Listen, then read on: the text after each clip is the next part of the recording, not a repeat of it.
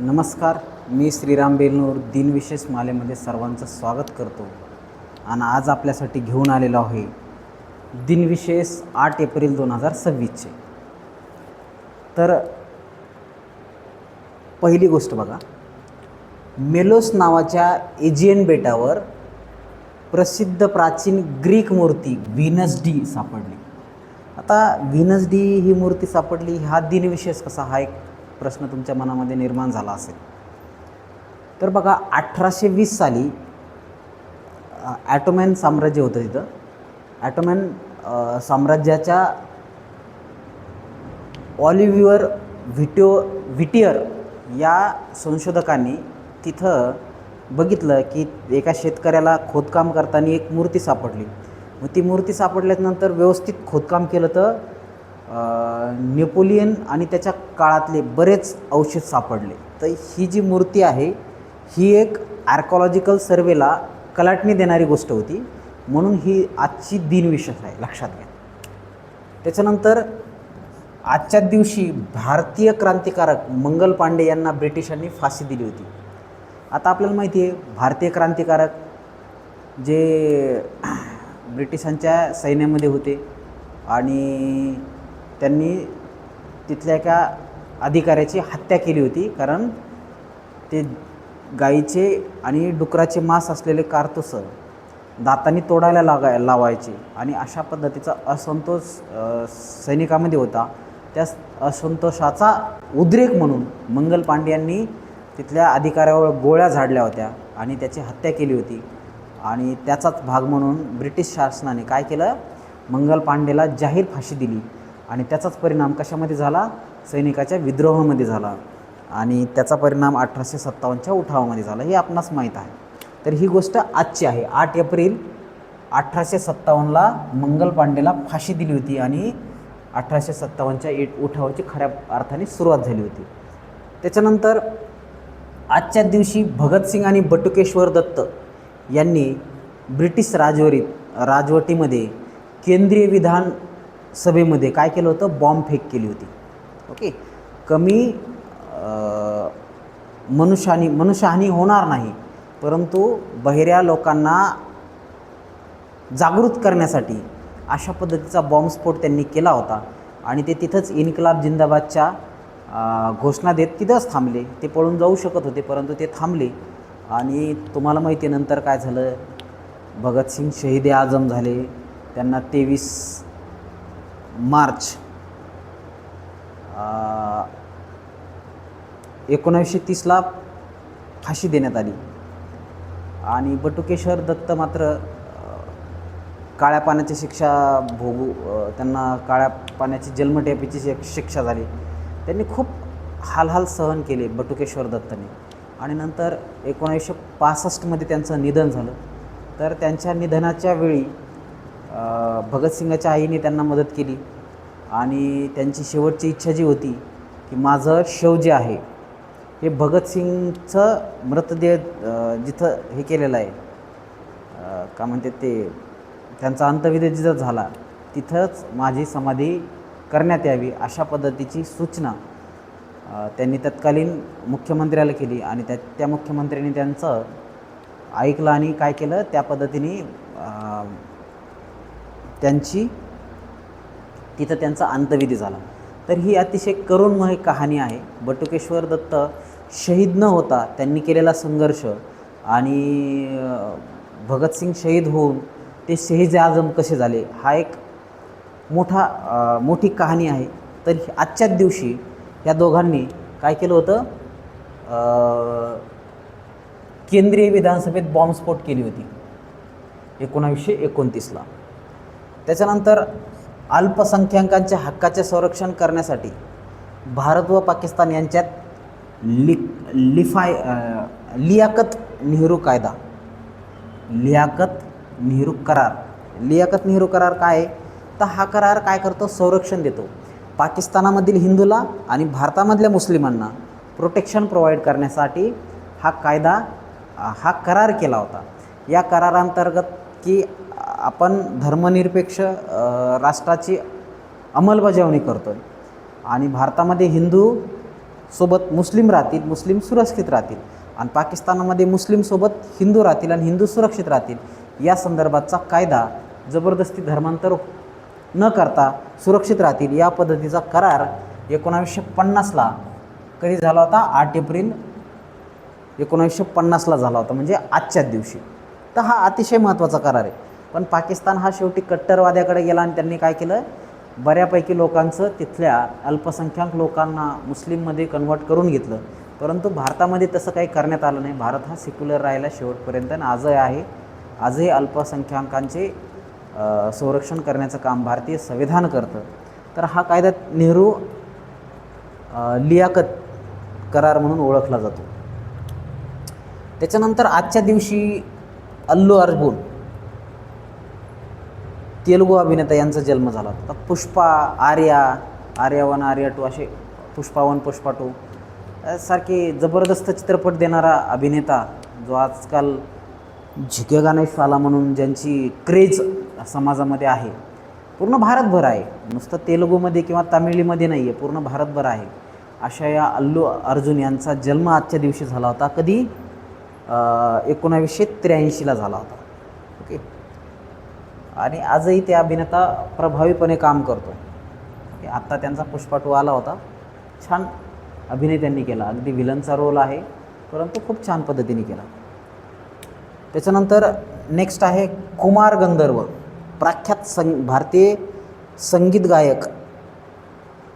यांचा जन्म झाला होता 1924ला. आता कुमार गंधर्वला कोणी ओळखत नाही असेल असे खूप कमी लोक भारतामध्ये असतील. गायन क्षेत्रामध्ये त्यांनी असा एक विशिष्ट त्यांचा स्पेसिफिक ठसा उमटलेला आहे आणि त्यांनी स्वतःच्या गायनाचे एक वेगळे अस्तित्व निर्माण केले, वेगळे प्रभुत्व निर्माण केले. त्यांची एक रिदम, वेगळीच रिदम त्यांनी डेव्हलप केली. असे हे कुमार गंधर्व यांचा जन्म आजच्या दिवशी झाला होता 1924ला आणि त्यांना पद्मभूषण ही एक महत्त्वाचा पुरस्कार त्यांना मिळालेला आहे. त्याच्यानंतर रणजित देसाई हे मराठी साहित्यकार आहेत. त्यांची पत्नी माधवी देसाई ही सुद्धा लेखिका आहे. तर रणजित देसाई यांनी स्वामी नावाची कादंबरी लिहिली होती माधवराव पेशवे यांच्यावर. खूप जबरदस्त कादंबरी, मी वाचलेली आहे ती आणि गाजलेली सुद्धा आहे. त्यांचा जन्म आजच्या दिवशी झाला होता कोल्हापूरला 1928ला जन्मदिवस आहे त्यांचा. त्याच्यानंतर बंकिमचंद्र चटर्जी, वंदे मातरम याचे लेखक बंकिमचंद्र चटर्जी यांचा 1894ला मृत्यू झाला होता. तर त्यांनी 1878ला आनंदमठ या त्यांच्या लेखन साहित्यामधला वंदे मातरम ही देशभक्तीपर कविता त्यांनी तयार केली होती आणि आजचं राष्ट्रगीत म्हणून वंदे मातरमकडे बघितलं जातं. तर एक स्वातंत्र्य चळवळीची प्रेरणा, सुरुवात ह्या वंदे मातरमनी केलेली आहे. ओके. तर हे याचे जे लेखक आहेत त्यांचा आजच्या दिवशी मृत्यू झाला होता 1894ला आणि नंतर काँग्रेसच्या वेगवेगळ्या अधिवेशनामध्ये हे गाणं म्हणल्या जाऊ लागलं आणि तिथून काय झालं, लोकांमध्ये देशभक्तीपर भावना जी आहे ती वाढत गेली आणि त्याचा परिणाम भारत स्वातंत्र्य चळवळीमध्ये खूप मोठा झाला. म्हणून आजच्या घडीला राष्ट्रगीत जर कोणतं असेल तर ते काय आहे? वंदे मातरम. मग राष्ट्रीय गान कोणतं? जनगण मन हे राष्ट्रीय गाण आणि राष्ट्रगीत कोणतं आहे? तर वंदे मातरम.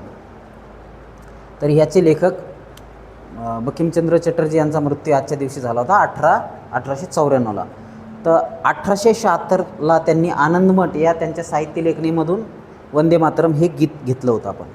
त्याच्यानंतर आचार्य विनोबा भावे यांनी पनवार आश्रम वर्धा येथे सुरू केलं. कधी?